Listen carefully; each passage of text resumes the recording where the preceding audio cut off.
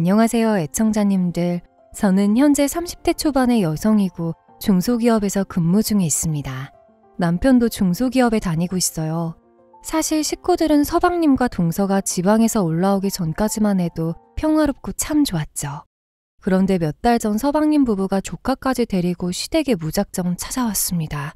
식구들끼리 모두 모여 저녁 식사를 하고 있던 상황이었는데 처음에는 그냥 며칠 놀러 온 줄 알았죠. 시어머니께서도 저와 똑같이 생각하셨고요.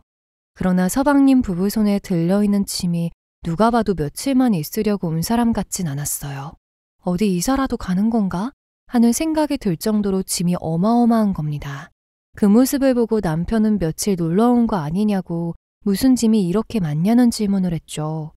그러자 서방님 부부가 서로 눈치를 보는 거예요. 그러면서 서로 직접 얘기하라고 하면서 대답하기를 미뤘죠. 결국 시어머니가 무슨 일인데 이 밤에 온 거냐고 물었고 서방님은 우물쭈물하면서 이야기를 시작했습니다. 그게요. 사실 저희가 3개월 전에 가게를 접었는데 먹고 사는 게 너무 힘이 들어서요. 그냥 이 집에 들어와서 살면 안 될까요? 저기 창고로 쓰는 문간방 쓰면 될 것 같은데. 서방님의 말에 온 식구들은 깜짝 놀랄 수밖에 없었어요. 왜냐하면 서방님 가게는 나름 잘 되는 편이었거든요. 몇 년 동안 한자리에서 장사를 하면서 단골도 많이 모아놓은 상황이었고 가게를 오픈하면서 지게 된 빚도 다 갚았다고 했습니다. 그래서 문제없이 잘 살고 있는 줄 알았는데 뜬금없이 가게를 접었다고 하니까 다들 어리둥절했던 거죠. 그래서 저는 서방님에게 잘 되던 가게 왜 접은 거냐고 물었어요. 그랬더니 서방님은 시국 핑계를 대더라고요. 상황이 안 좋아서 그런지 손님들도 지갑을 닫고 옆 가게는 망해서 철거하고 있고 그러다 보니까 파리만 날렸대요. 그런 상황에서 임대료는 계속 나가고 있으니까 결국 안 되겠다 싶어서 가게를 접었던 것이었죠. 그런데 아무리 생각해도 숨기고 있는 게 뭐가 더 있는 것 같았습니다. 솔직히 가게가 망했는데 집을 나올 것까지는 없잖아요. 남편도 그런 점이 마음에 걸렸는지 서방님에게 집은 왜 나왔냐 물었습니다. 그랬더니 동서가 당장 먹고 살 길도 없고 너무 지쳐서 왔다는 거예요. 그리고 본인들 일자리 구하면 애 봐줄 사람도 필요한데 주변에 맡길 사람이 없어서 왔다고 했죠. 그러면서 본인 식구들 좀 받아주면 안 되겠냐고 했어요. 저는 이게 대체 무슨 일인가 싶었습니다. 얼마나 돈이 없으면 시댁에 짐 싸들고 온 건가 했어요. 그런데 남편은 아무리 봐도 그들이 수상했어요. 자꾸 이것저것 묻는 겁니다. 재수씨, 가게는 망했다 치고 그럼 집은 어떻게 하고 온 거예요? 두 사람 결혼했을 때 엄마가 전세금 1억 8천 내줘서 아파트 들어간 걸로 알고 있는데 전셋집은 어떻게 하고 왔어요? 남편의 질문에 두 사람은 또다시 눈치를 보다가 조심스레 이야기를 하기 시작했어요. 두 사람 말로는 가게가 너무 어려워서 버텨보려고 전세금을 빼서 쓰고 가게 쪽방에서 지냈다고 했죠. 그 말에 깜짝 놀랄 수밖에 없었습니다. 그 큰 돈을 다 빼서 가게 유지하는 데 썼다뇨. 아무리 시어머니께서 결혼하는 둘째 아들을 위해 해주신 것이라지만 그걸 다 날려버리고 시댁에 찾아오다니 참 황당했습니다. 시어머니께서도 서방님 부부의 이야기를 듣고 깜짝 놀라신 듯 보였어요. 1억 8천만 원이 누구 집 개 이름도 아니고 그걸 몇 달 만에 날렸다고 하니까 당황하실 수밖에 없었던 것이었죠. 하지만 다른 곳에 쓸 것도 아니고 망해가는 가게를 살려보겠다며 쓴 거니 뭐라고 잔소리를 하실 수도 없는 상황이었습니다. 결국 시어머니께서는 그들이 시댁에 얹혀 사는 것을 허락하셨어요. 가게도 망하고 집도 날렸다는데 어린 자식까지 끌고 들어온 자식을 내칠 수도 없고 니들 내일 날 박는 대로 전입신고하고 여기서 살아라. 대신 생활비는 못 대주니까 최대한 빨리 직장 알아봐서 들어가. 시어머니의 말씀에 두 사람은 환한 웃음을 지으면서 신나게 문간방 안으로 짐들을 옮겼죠. 남편은 그 모습을 보면서 앞으로 철없는 동생이랑 자주 마주치며 살 생각을 하니까 답답하다고 했습니다. 사실 그럴 만도 한 게 서방님은 주기적으로 사고를 치는 사람이었거든요. 결혼하고 가게를 하면서 조금 잠잠해지기는 했지만 예전에는 뻑하면 경찰서에서 연락 오곤 했었어요. 남편이 하는 걱정도 이해는 하지만 저는 자식까지 있는 사람이 설마 섣부르게 행동해서 사고를 칠까 싶었습니다. 그러나 남편은 재벌은 남 못 준다는 말이 괜히 있냐면서 머리가 크건 자식이 있건 사고 하나 칠 때가 되었다고 불안하다고 하는 겁니다. 게다가 온 가족이 질문 세례를 퍼부을 때마다 동서와 서방님이 서로 눈치를 보던 모습이 자꾸 마음에 걸린다고 했어요. 가게가 망하고 전세금 날린 건 시댁에 엉덩이 밀고 들어온 이상 어차피 다 알게 될 일인데 과도하게 눈치를 보는 게 말이 되냐고 했죠. 그리고 시어머니가 해주신 1억 8천만 원 전세금을 단 몇 달 만에 다 날려버릴 만한 일이 뭐가 있겠냐고 하는 겁니다. 6개월 전까지만 해도 빚을 다 갚았다고 좋아하던 가게를 하루아침에 접은 게 아무리 봐도 이상하다고 했어요.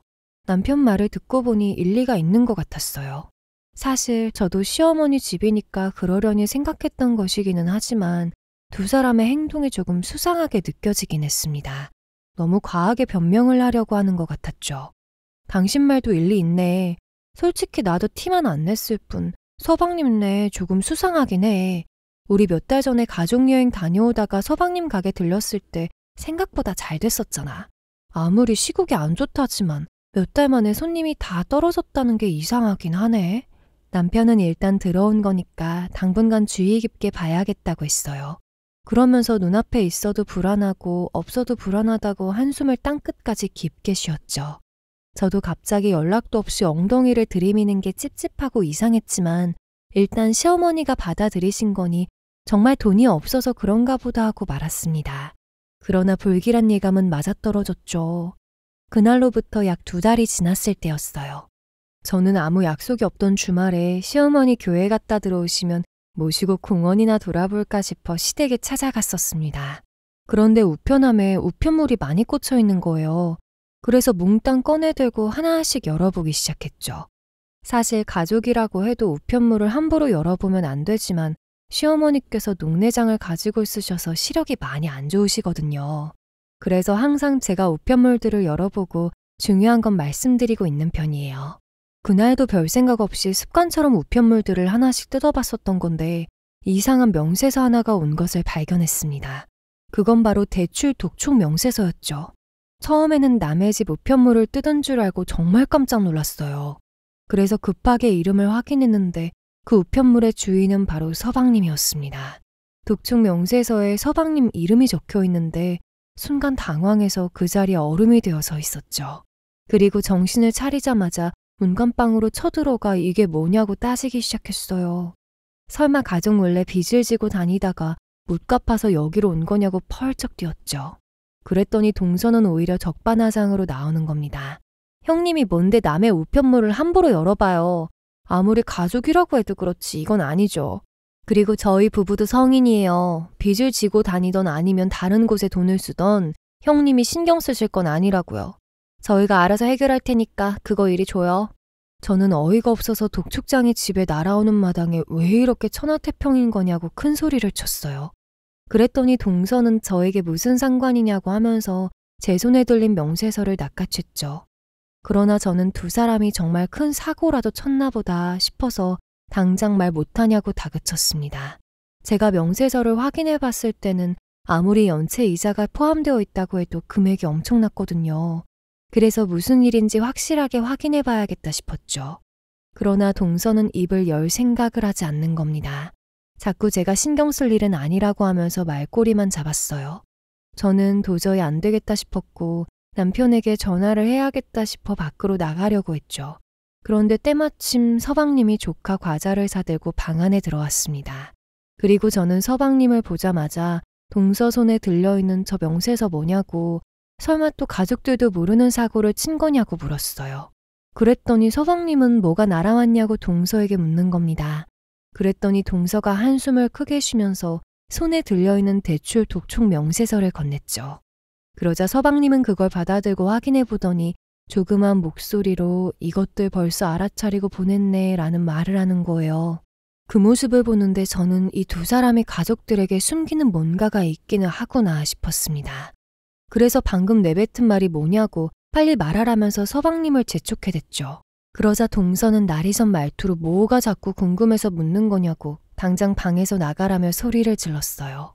그러나 나는 무슨 일인지 알아야겠다고 은행에서 독촉장을 보낼 정도면 지금 상황이 심각한 거 아니냐고 따져 물었습니다. 그랬더니 서방님은 아무 일도 아니라는 듯 얘기하는 거예요. 애 학교 때문에 전입신고를 안 할 수도 없고 어차피 곧 이런 게 날아올 거 알고 있었어요. 그래서 날아오면 얘기하려고 했는데 이게 벌써 올 줄은 몰랐네. 은행이 제일 무섭다더니 전입신고한 지 얼마나 됐다고 이걸 벌써 보냈대. 서방님은 한참 동안 은행 욕을 하면서 투덜대더니 남편과 시어머니에게는 비밀로 해달라고 했죠. 본인이 상황 봐서 직접 얘기하겠다면서요. 그러나 저는 그건 안 될 말이라고 생각했습니다. 독촉장이 날아왔다고 한다면 며칠 후에는 은행에서 직접 돈 받으러 찾아올 게 분명하잖아요.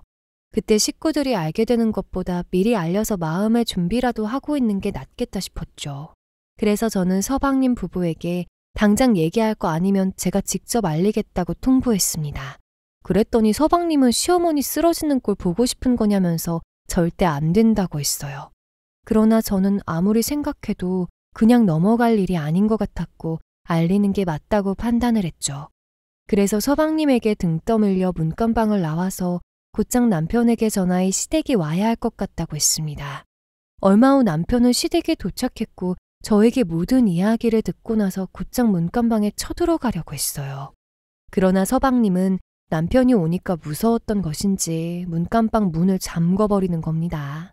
그러자 남편은 저에게 열쇠 좀 찾아달라고 했고 저는 곧장 시댁 안방으로 들어가 문간방 열쇠를 찾아서 가져다 주었죠. 얼마 후 서방님 방문은 열리게 되었고 두 사람은 곧장 안으로 쳐들어갔습니다. 당연히 서방님은 도망을 갈 준비를 했지만 남편이 멱살을 잡고 억지로 자리에 앉혔어요. 그리고 남편은 바닥에 있던 명세서를 확인한 후 이게 어떻게 된 거냐고 따져묻기 시작했죠. 너 이거 뭐야? 대체 지방에 살면서 무슨 짓을 하고 다녔길래 집이며 가게 다 팔아먹고 이 금융권 은행에서 독촉장이 날아와. 너 내 성격 알지? 헛소리 하지 말고 있는 그대로 털어놓는 게 좋을 거야. 남편의 물음에 서방님은 눈을 이리저리 피하면서 안절부절 못하는 겁니다. 동서도 남편 눈을 제대로 못 쳐다보는 게 정말 대형 사고를 친 게 아닐까 싶었어요. 남편도 무언가 불길함을 느꼈는지 빨리 얘기하라고 자꾸 재촉을 해댔죠. 그러자 서방님은 무릎을 꿇더니 살려달라고 싹싹 비는 거예요. 저는 갑자기 이게 무슨 일인가 싶었습니다. 형, 사실은 내가 주식을 조금 했는데 처음에는 이득을 보는가 싶더니 어느 순간부터 자꾸 손해가 나더라고. 그래서 그거 채우려고 집 전세금도 빼서 투자했는데 그것도 망해버렸어. 근데 잃은 게 있으니까 투자금까지는 어떻게든 벌어야겠다 싶어서 대출만 1억을 냈어. 서방님 얘기를 듣고 두 개를 의심할 정도로 정말 기가 막혔어요. 정말 제정신인가 하는 생각이 들었죠. 당연히 서방님 이야기를 듣게 된 남편은 어떻게 전세금까지 빼서 그런 짓을 할 생각을 하냐고 크게 화를 냈어요. 그러나 서방님은 본인은 뭐 이렇게 될 줄 알고 그랬냐면서 당당하게 나오는 거예요. 그러면서 대신 갚아줄 거 아니면 조용히 하라고 했죠. 그 말을 듣고 어이가 없었던 저는 한마디 할 수밖에 없었습니다. 서방님, 이 사람도 걱정이 되어서 이러는 거잖아요. 자식의 척까지 있는 사람이 어떻게 주식으로 한 방을 노릴 생각을 해요. 아니 어쩌다 하게 되었다고 해도 그렇지. 손해를 봤으면 거기서 끝을 냈어야지. 어떻게 전세금에 이금융권 대출까지 받아서 이 큰일을 만들어요.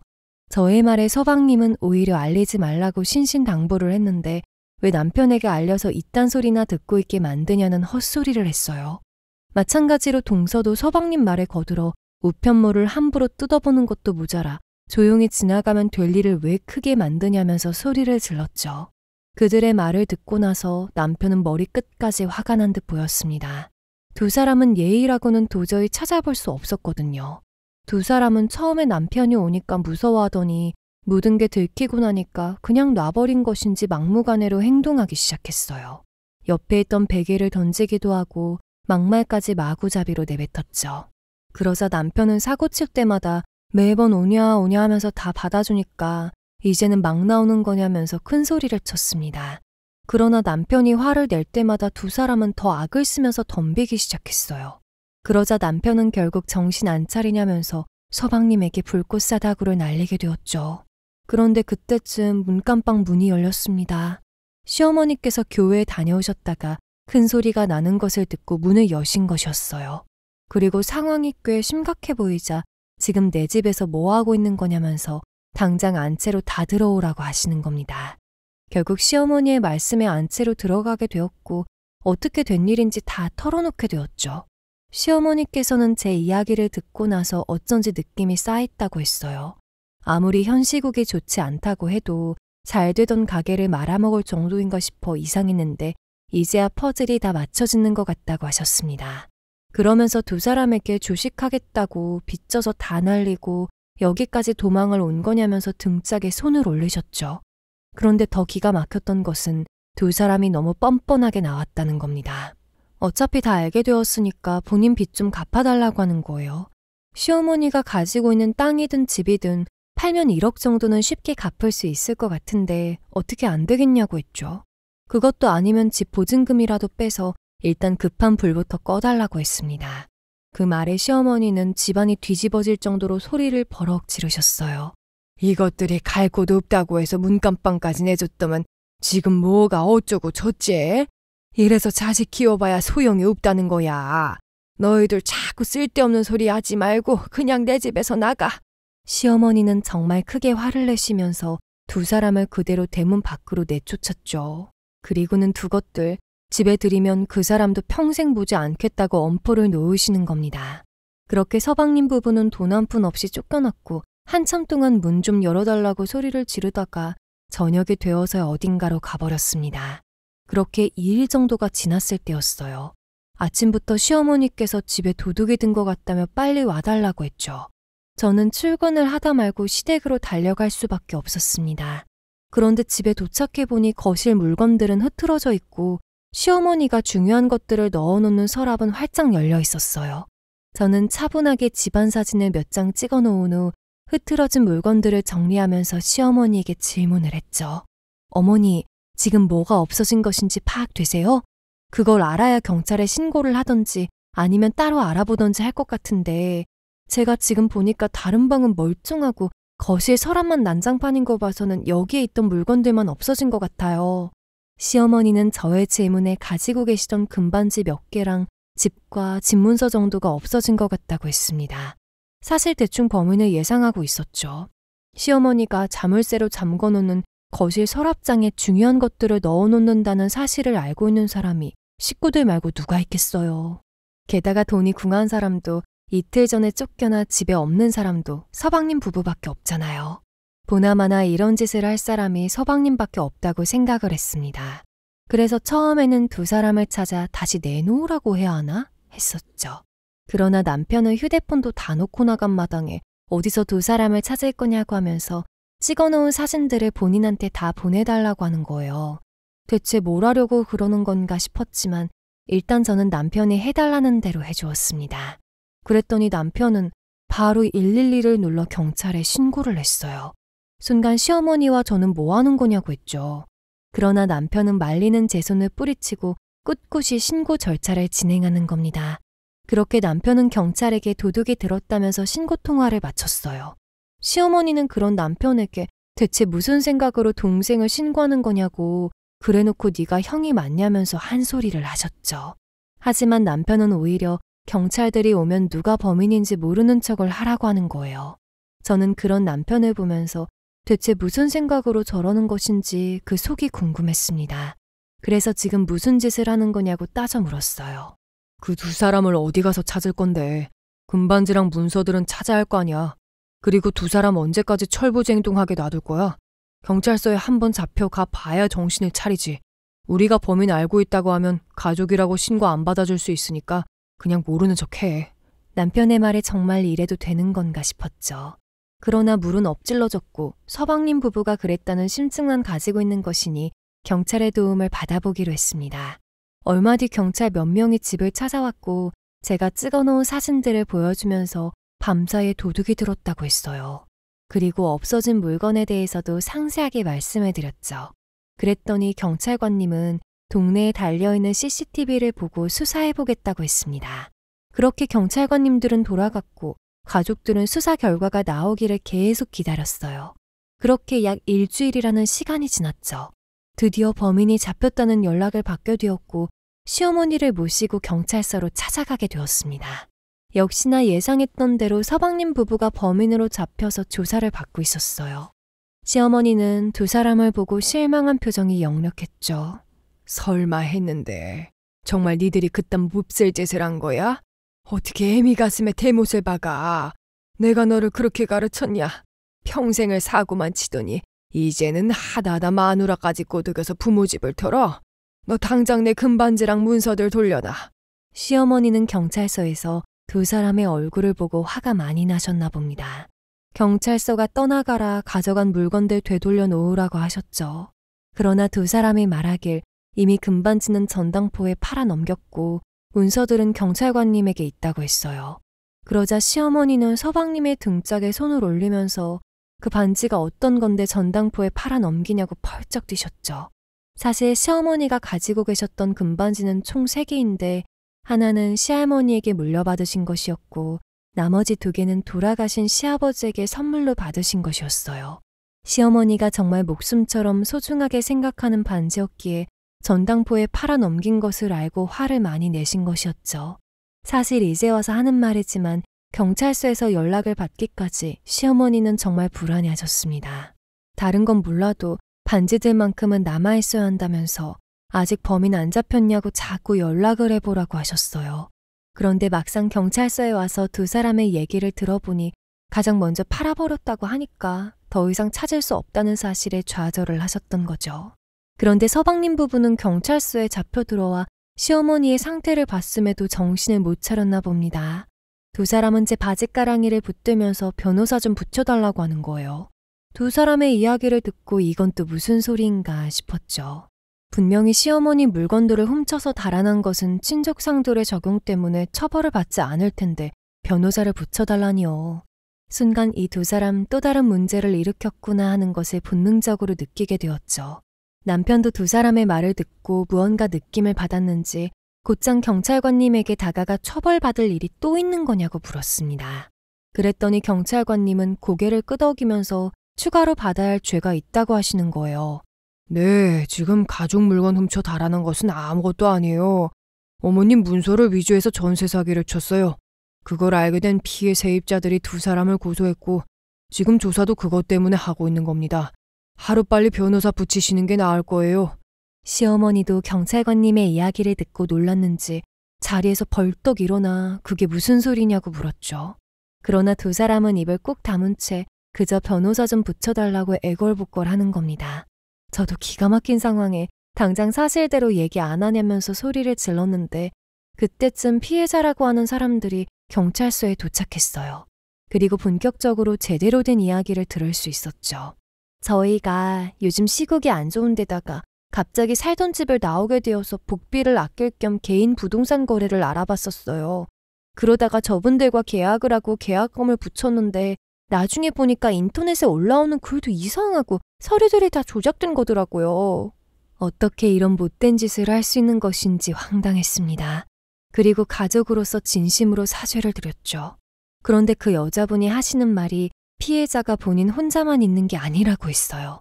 본인도 나중에 사귄 것 같다고 올라오는 글을 보고 눈치를 챘다면서 여러 명과 가짜로 계약을 한 다음 계약금만 받고 연락을 끊는 방식으로 사기를 쳤다고 했죠. 그러면서 아마도 적게는 몇 명부터 많게는 몇십 명까지 각오를 해야 할 것 같다고 하는 겁니다. 그 사실을 알게 된 후 연신 한숨만 쉬어댔어요. 그 와중에 두 사람은 죄책감도 없는지 자꾸 변호사 언제 오냐는 헛소리만 했죠. 그러자 남편은 지금 어떤 상황인데 변호사 타령을 하냐고 그냥 수준에 맞게 국선 변호사 쓰라고 했습니다. 그러자 두 사람은 동생이랑 재수 씨가 갇혀 있는데 이게 말이 되냐고 빨리 좋은 변호사 구해오라며 떼를 썼어요. 그러나 시어머니께서는 그런 서방님의 뒤통수에 손을 올렸고 제발 정신 좀 차리고 살라면서 우리 인연 끊고 살자는 말씀을 내뱉으셨죠. 그러면서 손녀는 본인이 키우시겠다고 성인이 되어 옳은 판단을 할 때까지 절대 안 보여주시겠다고 했습니다. 그러면서 그만 집에 가자며 손을 잡아 끌었어요. 결국 두 사람은 주저앉아 한 번만 도와달라고 엉엉 울며 매달렸죠. 그러나 가족들은 미련 없이 두 사람을 뿌리쳤고 경찰서를 나오게 되었습니다. 결국 두 사람은 국선 변호사의 도움을 받아 재판받고 현재 옥살이 중에 있어요. 그리고 조카는 저와 시어머니가 돌아가면서 돌보고 있죠. 역시 사람은 죄짓고 못 산다고 하더니 그 말이 딱 맞는 것 같네요. 아마도 두 사람은 몇 년 뒤에나 나올 텐데 그 차가운 곳에서 살면서 그동안 한 짓들을 반성하고 개과천선을 했으면 좋겠습니다. 지금까지 제 가족 이야기 들어주셔서 너무 감사하고 혹시 속 시원한 사연이 더 궁금하시다면 지금 구독과 좋아요, 알림 설정 해주시면 감사하겠습니다.